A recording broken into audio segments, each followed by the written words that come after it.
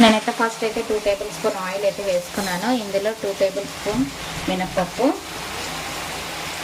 ఓకేనా. శనగపప్పు కూడా ఒక 2 టేబుల్ స్పూన్ వేసుకుందాము.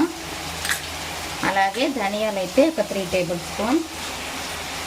వర్షం అయితే పడుతుంది ఫ్రెండ్స్ మా దగ్గర. అలాగే నేనైతే దోశలోకైనా, ఇడ్లీలోకైనా, రైస్లోకైనా, దేంట్లోకైనా కాంబినేషన్ బాగుంటుంది కాబట్టి కరివేపాకు అయితే పౌడర్ అయితే చేసుకున్నాను. ఈ పచ్చి కరివేపాకు అయితే నేను ఒక 3 డేస్ నుంచి ఎండబెట్టాను ఫ్రెండ్స్, ఓకేనా. 9 అయితే ఎండుమిరపకాయలు అయితే వేసుకుంటున్నాను ఫ్రెండ్స్. మీకు కారం ఎంత తింటారో దాన్ని బట్టి వేసుకోండి, ఓకేనా. మనము గోల్డెన్ కలర్ వచ్చేంత వరకు మనం ఫ్రై చేసేసుకుందాము. ఈ మాత్రం వేస్తే సరిపోతుంది. తీసి మనం చల్లార్చుకుందాము. అయితే 1 టేబుల్ స్పూన్ ఆయిల్ అయితే వేసుకున్నాను. కరివేపాకు కూడా మనము ఫ్రై చేసేసుకుందాము. మీకు కావాలంటే మామూలుగా పచ్చి కరివేపాకు కూడా ఫ్రై చేసుకోవచ్చు. నేను నిలువ ఉండడానికి ఎండు కరివేపాకు అనేది వేసుకున్నాను.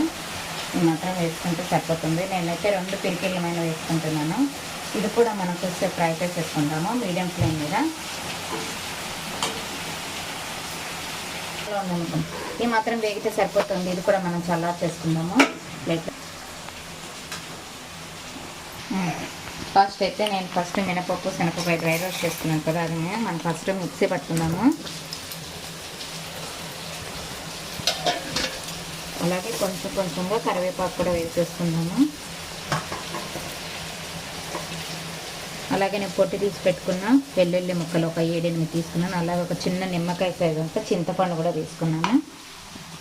ఫస్ట్ మనం కొంచెం బరగ్గా మిక్సీ పడతాము.